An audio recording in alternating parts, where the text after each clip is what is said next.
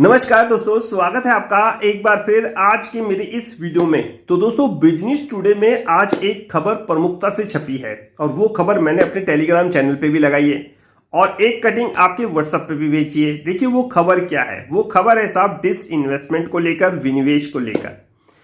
क्या खबर है? खबर यह है कि आने वाले साल में यानी कि 2023 और 24 में सरकार ने विनिवेश के लक्ष्य को घटा दिया है। यानी कि सरकार ने जो विनिवेश का लक्ष्य रखा है, अभी तो ये सब सूत्रों के हवाले से खबर है जो बिजनेस टुडे में छपी है और ये कहा जा रहा है कि ये एक जो खबर हमें प्राप्त हुई है, यानी कि बिजनेस टुडे को जो खबर प्राप्त हुई है वो फाइनेंस डिपार्टमेंट से प्राप्त हुई है। वहां के सूत्र ने उन्हें जानकारी दी है कि आने वाले 2023 या 24 में विनिवेश का लक्ष्य सरकार का 30,000 करोड़ से 35,000 करोड़ के बीच में हो सकता है।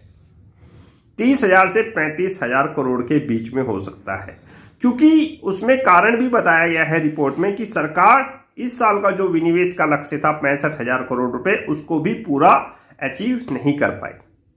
सरकार ने कारण भी बताए हैं कि क्यों नहीं अचीव कर पाए हम 65,000 करोड़ का विनिवेश के लक्ष्य को। मार्केट कंडीशन फेवरेबल नहीं थी, बीपीसीएल की प्रक्रिया में थोड़ी विलंब हुआ और बहुत सारी चीजें उन्होंने कहीं आईडीबीआई लेट हो रहा है आईडीबीआई में।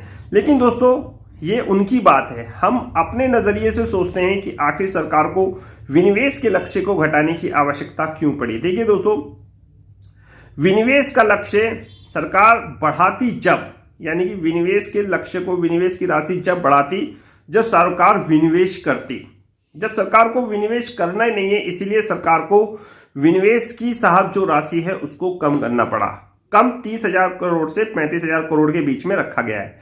ये 30,000 35,000 करोड़ रुपए उन कंपनियों के लिए है जहां वाकई विनिवेश की आवश्यकता है। समझ गए आप?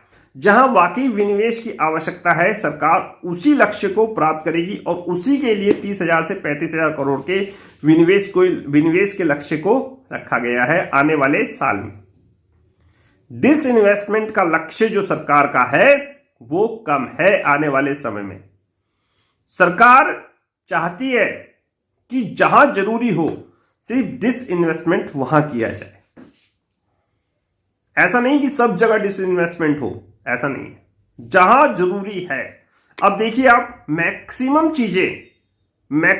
चीजें खबरों से बहुत सारी चीजें ठीक होती जा रही हैं खबरों के कारण, और शेयर बाजार का इसमें बहुत बड़ा हाथ है। शेयर बाजार में पब्लिक का पार्टिसिपेट, रिटेल का पार्टिसिपेट बहुत बड़ा योगदान निभा रहा है दोस्तों हमारी आर्थिक स्थिति को सुधारने के लिए। विनिवेश की आवश्यकता जब पड़ती है, जब सरकार को लगे कि हाँ भाई अब स्थिति जो है वो गंभीर होती जा रही है, अब इस कंपनी या किसी भी उपक्रम को बेचना आवश्यक है। लेकिन सरकार अगर ये देख रही है कि शेयर बाजार से बहुत कुछ चीज़ों को सुधारा जा सकता है, इसीलिए सरकार विनिवेश के लक्ष्य को घटा रही है आने वाले सालों में। बाकी बहुत सारी चीज़ें डिस्कस करेंगे क्लास में।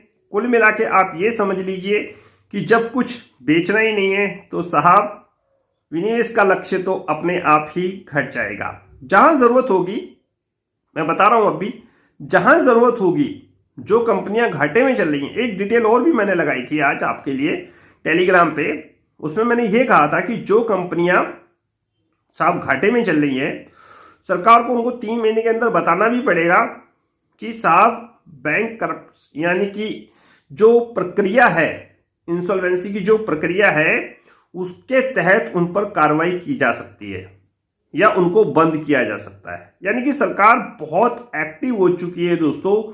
जो कंपनियां प्रॉफिट जनरेट नहीं कर रही या जो कंपनियां बहुत बुरी हालत में हैं, तो इसी के लिए जो कंपनियां बहुत बुरी हालत में हैं, जहां विनिवेश की आवश्यकता है, इसी के लिए सरकार ने 30,000 से 35,000 करोड़ की एक रकम या सीमा रखी है। बाकी ऐसा नहीं है कि सरकार हर चीज का विनिवेश, यानी कि हर चीज में विनिवेश करना चाहेगी। इस चीज को समझिए, ये चीज बैंकों पर भी लागू होती है। तो आवश्यकता नहीं है विनिवेश की, यानी कि डिसइन्वेस्टमेंट की साहब, जहां पर जरूरत नहीं है। जहां जरूरत है वहां तो सरकार करेगी और इसीलिए सरकार ने अपना लक्ष्य 30,000 से 35,000 करोड़ रखा है। बहुत सारी चीजें और भी हैं जो डिस्कस करेंगे व्हाट्सएप और टेलीग्राम पे, वहां भी जुड़िए और बने रहिए मेरे साथ। अपडेट तो आपको डेली मिल ही रहे होंगे अगर आप मेरे टेलीग्राम चैनल पे जुड़े हुए हो। टेलीग्राम चैनल का लिंक डिस्क्रिप्शन में नीचे में दे दिया हूं।